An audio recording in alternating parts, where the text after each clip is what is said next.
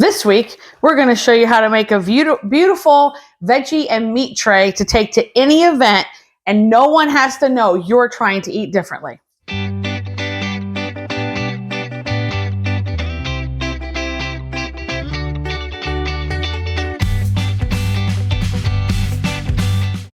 Welcome back to One Dish, Two Ways. I'm Sheila, and Joe's behind the camera, and we show you how to incorporate a whole food plant-based lifestyle with a standard American diet. And we are thinking about what videos could be helpful as we come into this holiday season, and we thought about potlucks. And so we wanted to show you an easy way to make I wouldn't call it just a vegetable board. I wouldn't call it a charcuterie board. It's kind of everything in one, where you don't have to make a big deal about this is a special board for my way of eating, because as soon as you say stuff like that, we can attest that people are like, oh, well, I don't want to touch it now that you said that. So that's what we're going to show you, is how easy it can be. So here we go. Let's dive in. So you can use whatever size tray that you have. I went with a larger one today. I have no idea how big this is. I've had this for several years now. Probably about 16 inch. Okay, so 16-inch round. He's on the couch. We have a foster. Sometimes you got to watch what he's doing. So I have done all the prep ahead, because there is no reason for you to watch me, cut veggies and make hummus. I've already showed you how to make hummus before. I will show you on the veggies. I have used this for years. I think when we first got married and I went to my very first Pampered Chef show, I got this crinkle cutter, and I've had it for years, and I love it. So I'll show you which veggies I cut using it. I've cut several things with it over the years. So I will tell you that from past experience, when you do a vegetable board or any kind of board, things that are liquidy, you don't want to be on the board, because that liquid, no matter how much you dry it off, will seep to everything else. So in that case, that's pickles in my case. So I'm going to do two different kinds of pickles. I've got, I think, Joe, are those dills that I'm getting out of? Because Yep. you have okay. So these are the baby dills. I find I like things that are like people can pick up and eat on their own, and they're not having to cut something, or just, I don't want to make it awkward, because a lot of times when you're at these events, you don't have a table and you're standing there and eating. So this way, this makes it a lot easier for them to just put it on their plate. So I've got both kinds now.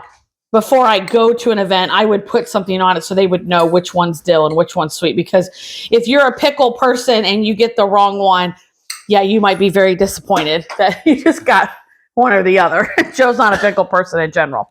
I like dill pickles. Sweet pickles disgust me. Exactly. So that's why I would mark them for Joe. It is just the two of us here today. We're not taking it anywhere at the moment.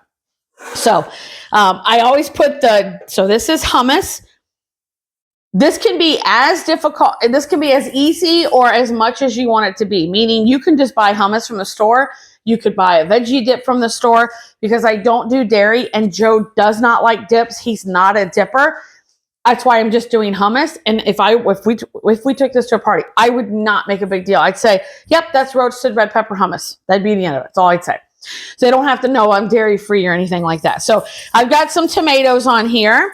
Now, here's all my jars. I get all this stuff ready to go. Let me show you what I've got, what colors I have. Let's move these out of the way.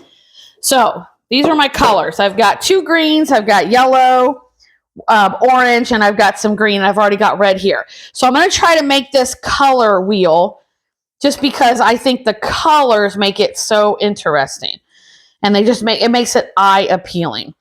So now I've got lots I'm going to put on here. So I'm going to start with a small amount versus a large amount. So now I'm going to do the yellow.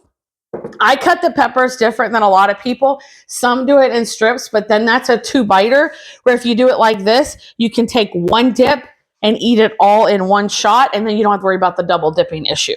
So that's what I like to do. Okay. So we got some yellow on here. Now let's put one of the greens. So you can use the crinkle cutter for the cucumbers. These I already had in the fridge, so I hadn't done that with them yet. So we got now you can, again, make this as elaborate or as filled as you want. So now I'm going to do the carrots. Now I did these a little different. Again, you can do them in the strips with the crinkle cutter, but I did it like this, so they're 1-biters, and you can just dip into your Now carrots, I will put more because anybody knows carrots are usually the first thing to go on a veggie tray. That seems to be the one veggie everyone likes. Now I'm going to do some celery sticks. Ooh. There we go. And if you have a board that's, already broken up, you could do that. Bless you. I don't have that. And now let's do some cauliflower. Just like that. I'd love to know in the comments, what is your favorite thing to put on a board? Do you put olives? Do you use sugar snap peas? What are some of the ideas that you use? I usually go for color. And if I know the crowd I'm going to be serving with, like I know my friends really like sugar snap peas, I would put them on there. But it just depends on if I know what they're going to do. So next we're going to make this for some meat on here, and we're going to put some summer sausage and cheese.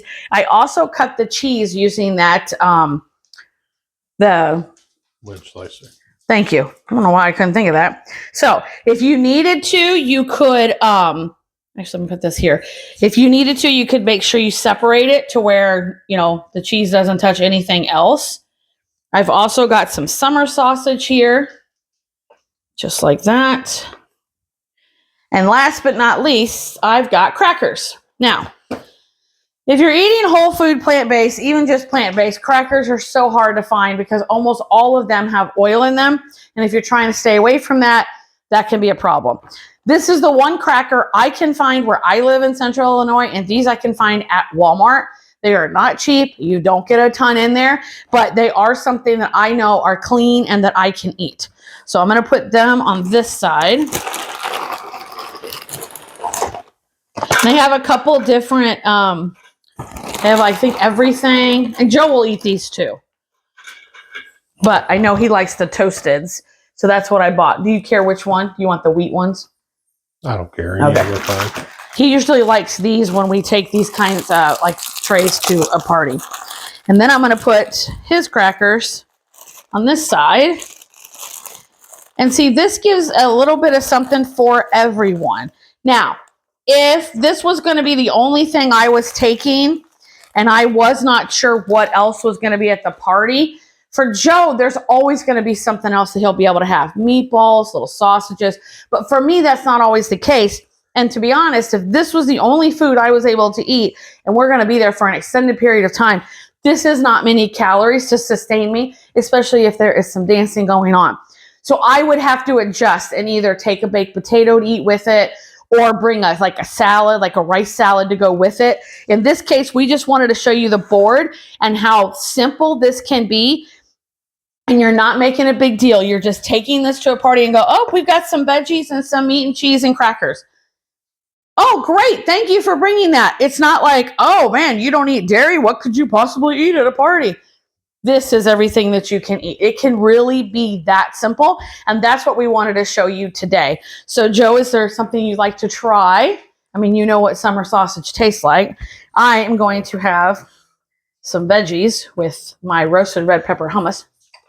Well, those sausage and cheese sandwiches is kind of a traditional thing. You only get it one time a year. So which is ironic because they sell it all year long, but he only ever asked for it this time of year. So it's this simple, but then I just love the colors. It's just so pretty. You got all the colors of the rainbow. Everybody's got something.